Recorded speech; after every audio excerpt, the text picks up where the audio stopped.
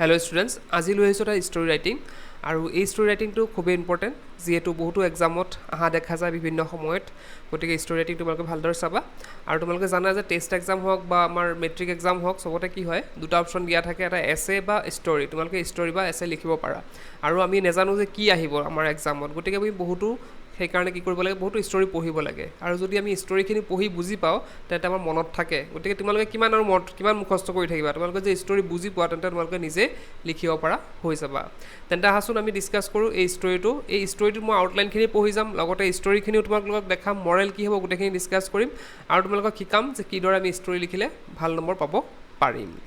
story ৰাইটিঙত প্ৰথমতে আমি চাব লাগিব আউটলাইনটো পঢ়িলে বেছিক মোটামুটি ষ্টৰিটো আউটলাইনে থাকে আৰু তোমালোকে আউটলাইনখিনি বহলাই লিখিলে তোমালোকে ষ্টৰি লিখিব পাৰিবা গতিকে এবাৰ চাই যোৱা তাৰ আউটলাইনত কি কৈছে N old farmer head 4 sons যে এজন ফাৰ্মাৰৰ কি আছিলে 4জন ল'ৰা আছিলে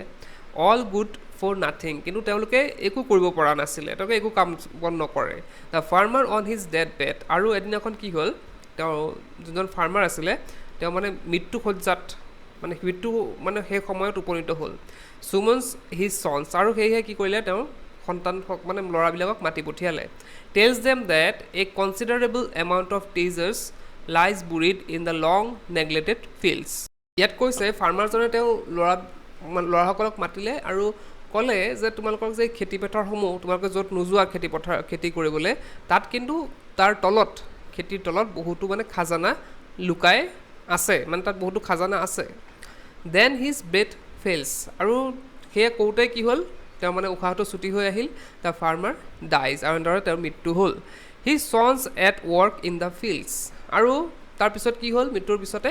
তেওঁৰ ল'ৰাসকল এই খাজানা বিচাৰি তেওঁলোকে কি কৰিলে এই খেতিপথাৰত কাম কৰিব গুচি গ'ল ডিগ হাৰ্ড তেওঁলোকে কি কৰিলে খান্দিবলৈ ষ্টাৰ্ট কৰিলে ৰেইনছ কাম আৰু কিছুমান পিছতে কি হ'ল মানে বৰষুণ আহিলে চ দ্য শ্বীটছ আৰু তেওঁলোকে কি কৰিলে শ্বীটছ কৰিলে মানে তেওঁলোকে মানে যি আছিলে তোমাৰ ধান হওক বা বেলেগ যি হওক মানে তেওঁলোকে বীজ মানে ৰুলে তাত দ্য ৰিচ হাৰ্ভেষ্ট আৰু এটা তাৰপৰা কি হ'ল লাভ হ'ল সেই খেতিৰ পৰা বহুত লাভ হ'ল আৰু এনেদৰে তেওঁলোকে যি খাজানাৰ কথা কৈছিল বাপেকে সেই খাজানা তেওঁলোকে পাই গ'ল এতিয়া চোৱা আউটলাইনখিনি তোমালোকৰ প্ৰশ্নত থাকিবই আৰু আউটলাইনখিনি পঢ়াৰ পিছত মোটামুটি এটা আইডিয়া হৈয়ে যায় যে ষ্টৰিটো কিহৰ বিষয়ে কৈছে তেতিয়া আমি অলপ খালি বহলাই লিখিব লাগে তো প্ৰথমতে আমি কি দিব লাগিব টাইটেল এটা দিব লাগিব আৰু টাইটেলটো এই ষ্টৰিটো টাইটেলটো দিম দ্য আইডল সন্স যে এলেহুৱা ল'ৰাবোৰ আমাৰ গোটেই ষ্টৰিটোক আমাৰ কি বুজাইছে যে এই এলেহুৱা ল'ৰা 4জনৰ কথা বুজাইছে তো সেইকাৰণে ইয়াত দিয়া হৈছে টাইটেলটো the idol sons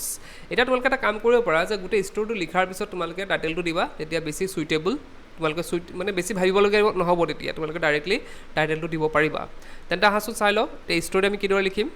once upon a time there live an old farmer with his 4 sons in the country side যে এসময়ৰ কথা যে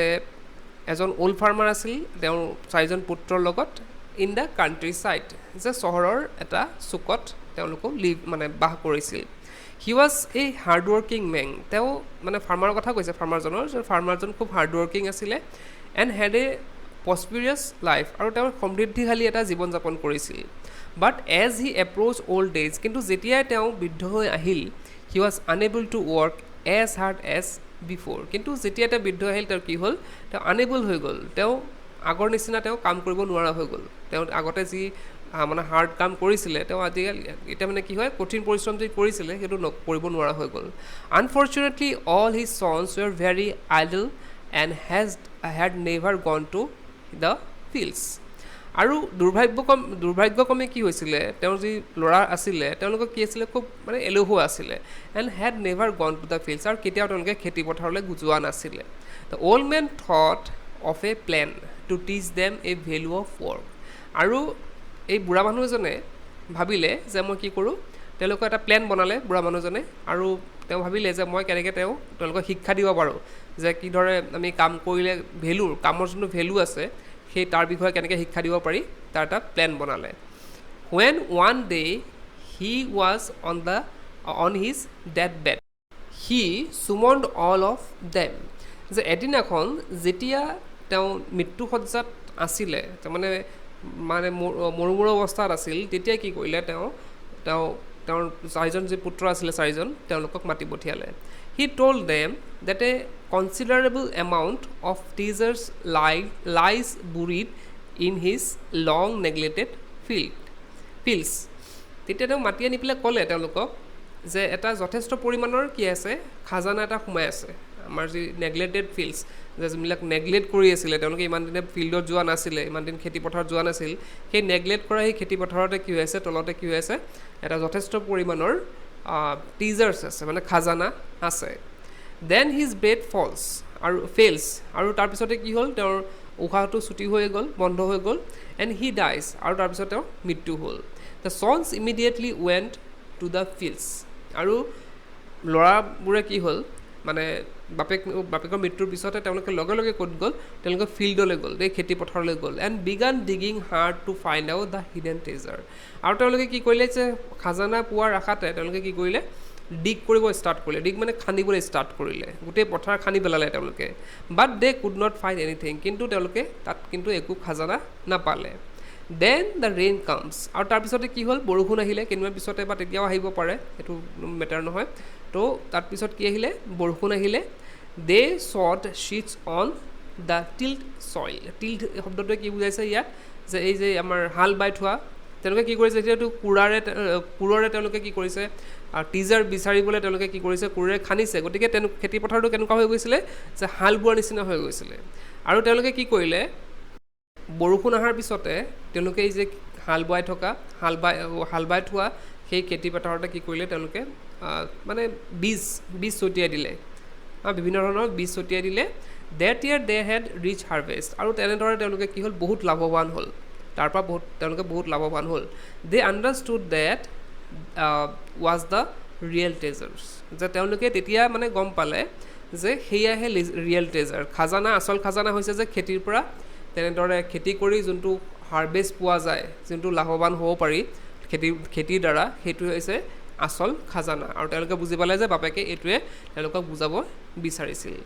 তো এইখিনি আছিলে ষ্টৰি তেতিয়া তোমালোকে এতিয়া কি বুজিলা চোৱাচোন তোমালোকে যি আউটলাইন মই পঢ়িছিলোঁ আউটলাইনে যোনখিনি মূল কথা আছিলে এইখিনিয়ে কি কৰিছে অলপ কিবা এটা লগাই পেলাই ইয়াত কি কৰিছে অকণ বঢ়াই দিছে আৰু বাকীখিনি কিন্তু একেই আছে গতিকে তোমালোকে যদি আউটলাইনখিনি ভালদৰে পঢ়া আৰু তোমালোকে ট্ৰাই কৰিলে কি হ'ব তোমালোকে অলপ লগাই মুখস্থ কৰিব নালাগে তোমালোকে অলপ লগাই কি কৰিব পাৰিবা তোমালোকে ষ্টৰিটো লিখিব পাৰিবা এতিয়া আমি গোটেই ষ্টৰি লিখাৰ পিছতে আমি কি কৰিব লাগিব এটা মৰেল দিব লাগিব এতিয়া মৰেলটো হ'ব আমাৰ ইয়াত work is life life is work কৰ্মই ধৰ্ম ধৰ্মই কৰ্ম মৰেলটো দিয়া খুবেই প্ৰয়োজন মৰেলত তোমালোকৰ 1 নম্বৰ থাকিব তেন্তে কেনে পালা ভিডিঅ'টো কমেণ্ট বক্সত জনাবা আৰু মই বেলেগ ষ্টৰি দি থাকিম আৰু ষ্টৰি তোমালোকৰ প্লেলিষ্টটো তোমালোকে পাই যাবা ডেছক্ৰিপশ্যনত তোমালোকে চাই ল'বা এই প্লেলিষ্টত ষ্টৰি কিদৰে লিখিব লাগে তাৰ ওপৰত ভিডিঅ' এটাও আছে আৰু বিভিন্ন ধৰণৰ ষ্টৰি তাত দিয়া হৈ আছে গতিকে আজিৰ ভিডিঅ'টো ইয়াতে শেষ কৰিলোঁ কিপ ৱাচিং ইউ কেন লাৰ্ণ